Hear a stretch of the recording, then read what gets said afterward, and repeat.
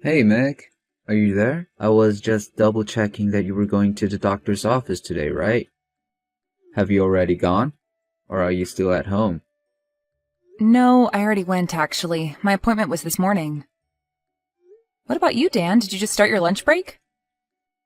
Yeah, about 3 minutes ago. This morning has been so slow. I was waiting all day up to now so that I could text you. So anyways, how did the doctors go? Did they have anything to say? How are things looking? Well, they did a sonogram and ran over some other tests, and it seems like the baby's doing really well. And since I'm this close to having it, they really aren't concerned about any kind of freak incidents happening suddenly. They said that as far as they could tell, I'm on track to have the baby according to when they said I would. I see. Well then it all sounds like good news to me. That's such a relief. And just to double check, if the doctor said that you'd have the baby according to the date they predicted for you, would that mean we'd be looking at the start of next month? Yep, pretty much around then, although you can never know for sure with this thing, right? So it might be a couple of days before or after that window, but I take it that you've already asked your boss for the time off, right? Well, yeah, I did ask, but I was only able to get a few days off of work anyways. He told me that even though it's my break time, that I can't just take off huge amounts all of a sudden. But I'll talk to him about it a little more. Maybe at the very least I can arrange some kind of work from home deal or something like that. Of course, you do what you need to do to make sure things go okay at your office. Oh, right. That reminds me, I meant to ask you, did you say anything to that coworker of yours? What's his name? Ted? You're asking me if I said anything to Ted? Like what? What should I have said? Well, it's just his wife actually came over not that long ago. She came over asking if I could teach her how to bake after I'd given birth. But she specifically asked if I could teach her how to make a bundt cake, even though I've never ever made one of those before. Wait, really? Are you sure? You mean to tell me you've never made a bundt cake before? What do you call those little small ones that you made last year of the New Year's party? Dan, are you talking about the cupcakes that I made? Did you really think those were called bundt cakes? They're two completely different things. She'd be better off just following some recipe online. Well, I don't really see what the difference is. If you can bake one thing, you can probably bake a bunch more then, right? I really don't think that's how it works, and I certainly wouldn't be comfortable teaching someone something I don't know how to do. But more important than that, you really have to quit fibbing to people about me, Dan. I mean, you tell people that I can do basically anything, and then they come to me asking for it. And you really think that's all because of what I tell people about you? Of course that's what I think it's all about, but do you have any idea just how much work I've had to do so that those people don't get disappointed? Word? What are you talking about? What have you done? I mean that you had that other friend who you told that I could speak Spanish to, remember? I don't speak any Spanish. But that isn't true though. I mean, you told me you were pretty good at it when you took it in high school. Yeah, and it's only gotten worse since. Besides, you told this person that I would teach them how to speak Spanish. But I've never once taught anything to anyone. Why do you keep telling these kinds of lies to people? Do you have any idea how embarrassing it is when I have to tell them that I have no idea how to do what they think I do? Is it really that bad? I think that sounds kind of funny to me. Well, I'm not laughing at all, Dan. I am really happy that you can talk about me freely to your friends and coworkers. But I'm only asking that you just tell them things about me that are actually true. Is that really so much to ask for? Okay, I'm sorry. I shouldn't have sent that last message. But, I mean, you really do so much already. And thanks to me, everyone in my office thinks that you're amazing. That's a good thing, right? Dan, I think we've talked about this before, but ever since I was little, people always told me that I could do anything just because I'm pretty. And thanks to that, I actually suffered a lot of embarrassment when I couldn't do any of it. It was a lot to put on a kid, and I still carry those feelings with me, especially when your coworkers come around asking me for things. Alright. I think you did tell me something about this before, actually. But anyways, if you're really so against seeing any of my coworkers, does that mean that you're going to miss the company barbecue that's coming up? It feels like you're just trying to change the subject here when I'm trying to tell you about how I feel. No, I'm not trying to change the subject. I'm just putting a pin that so that we can talk about the barbecue really quick.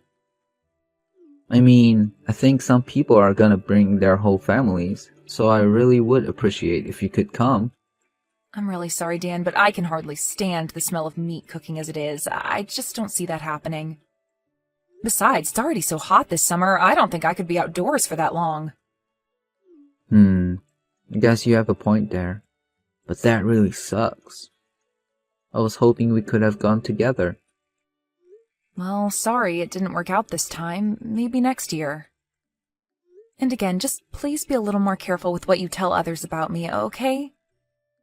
I understand wanting to brag about your wife, but let's keep the brags within the realm of things I can actually do. Yeah. I promise to watch what I say around people. Jeez. Anyways, I've got to get back to work now. As for you, you're pregnant. So you really should learn to relax and take things easier. Thanks for that, Dan. I'll do my best to take things easy from here on. Hope you have a good rest of the day at work. Hey Meg, what are you doing right now? So happy to be at home at the moment. Yep, I'm at home, pregnant as ever. I take it you've already arrived at your company barbecue then? You know, I can hardly even get myself off the couch as I am right now. But I hope that you're having fun. How is it over there? Oh, it's really fun. Lots of people here and we are all having a good time. But I'm actually going to be coming home now. So get ready to leave the house when I get back, okay? Wait, what? You mean you're already coming home from the event? And just where are we going that I need to get ready to leave? Where are we going? Well, I'm going to be bringing you to the barbecue as well. So just get ready for me to pick you up and we can go. Hold on a second, Dan. I thought that we already talked about this. I told you that I wouldn't be able to go. You said okay, remember? What changed since then? Yeah, I did say that I was okay with it. But now I have people here who are asking where you are and want to meet you. As in people from your work that want to meet me? People like who? You remember last year how the new girl joined our company, right? Well, she wants to meet the wife that I've been bragging about this whole time. I think I remember you mentioning something about the new hire, but I don't get why she would want to meet me. I guess that she's just come to really admire you, after all that she's heard. This is a good thing. She's come to admire me? What does that even mean? How can she admire me if we haven't even met? I'm sorry, Dan, but I'm just really confused right now. Well then let me explain. Thanks to me, my whole office thinks that you're a beautiful woman, an amazing cook, and a jack of all trades. You must be so happy to hear all of this though, right? I mean, this is great for you. Dan, I thought that we talked about this before. You said that you would stop telling people in your office lies about me, remember? Please, it's really embarrassing when they ask me about all these things that I just can't do. I know that you're just wanting people to be excited about meeting your wife, but it really does put me in an awkward spot. I'm sorry, but I don't see anything wrong with what I'm doing. I know that you don't want to come and meet this coworker. I'm going to insist that you do come. Are you serious right now? You're seriously going to insist that I go to this barbecue with you even though I told you I can't? Please. Don't you care at all about my reputation here at the office? I am your husband and I am inviting you to this event. You are going to make me look really bad if you just turn me down, you know? How am I supposed to save face around here if you're not doing what I say? Dan, you do realize that I am on the verge of giving birth to our child, right? I mean, I could go into labor any day now, basically. And I am telling you that I don't want to be standing outside at a hot barbecue and smell meat cooking all day. Oh, come on. Do you really think the weather is so bad that something's gonna happen to you? You're going to be just fine. Don't worry so much. Dan, you can't just brush off all my worries by telling me not to worry. Besides, this isn't just about me. This is about the baby as well. Aren't you worried about what will happen if I get heat stroke or something? Of course I'm not, because that isn't going to happen. I'll be right there looking after you. Don't worry. If you ever get tired, you can just tell me and it'll be all okay. Really? Because for some reason I just can't bring myself to believe that. You mean that you can't believe something your own husband is telling you? What's the matter with you? Besides, I need you here at the barbecue so that I could put you to work. Put me to work? What does that mean? You aren't seriously going to ask me to do things there, are you? You mean you really think you can just show up, eat food, and then go home without doing anything? Come on now, I've been telling everyone here about how amazing you are. You have to show up and do something to impress them. Think of how embarrassed I'll be if you can't even do that. Anyways, I'm already on my way over to pick you up. Ugh, you really have some serious nerve, do you know that? I mean, did you really have to go and faint in the middle of the barbecue and in front of all my coworkers? You totally ruined the reputation I set up for you. I don't even know what else to say except that I'm very, very disappointed in you. Excuse me? You're disappointed in me? You've got to be kidding me. Dan, I can't believe you actually just said that. I am seriously getting sick and tired of you. And just who do you think you are to take that kind of tone with me, huh? This is all your fault. If you didn't pass out, then my boss would have never scolded me in front of everyone. Can you believe that they put all the blame on me for what you did? Don't you dare try to spin this against me too. No one is spinning anything against you. Certainly not me, your boss. What are you talking about? You're not boss. Is that supposed to be some kind of joke or something? Oh no, it's no joke at all. This is your boss speaking to you, or should I say, former boss.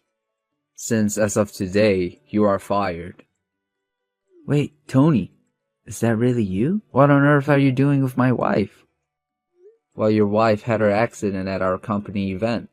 So of course I went to the hospital to go and visit her, and apologize for what happened.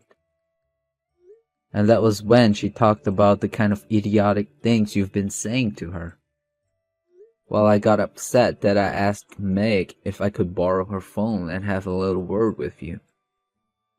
Okay. I believe that it's really you, but I'm not really fired, right? I mean, you didn't really mean it when you said that, did you?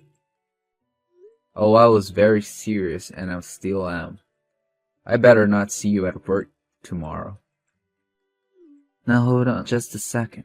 Don't you think that's just taking things a little bit too far? I mean, this has to be illegal or something. I'm sorry.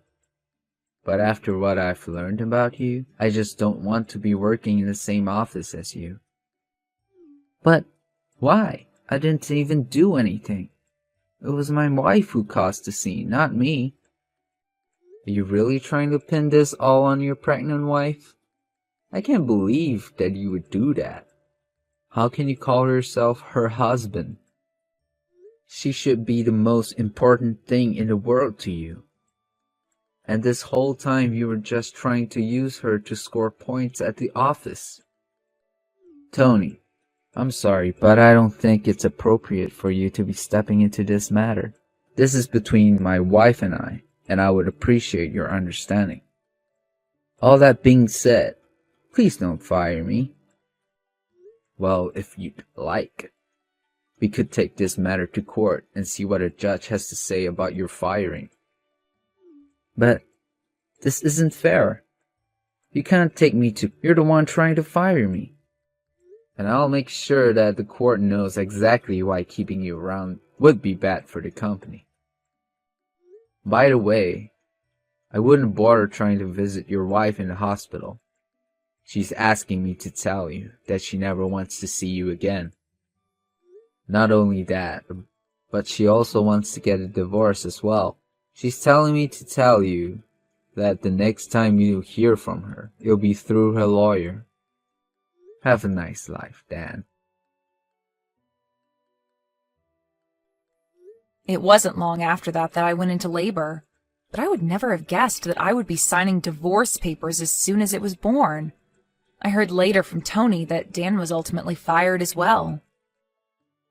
During the divorce proceedings, I was able to get a hefty payment from Dan for the danger that he put our child and I in. He was also ordered to pay child support until our baby was an adult. Dan decided to settle the child support issue with one large payment. Apparently he couldn't stand the shame of his family and office knowing what he had done. He wanted to get the divorce process over and done with as soon as possible. After it was all done and over, I never heard from Dan again. I know it'll be hard to raise this child on my own. Sometimes I wonder if it wouldn't have been better to stay with Dan. But then I think of what that would mean making my child grow up with. No matter what, I don't regret what I've done.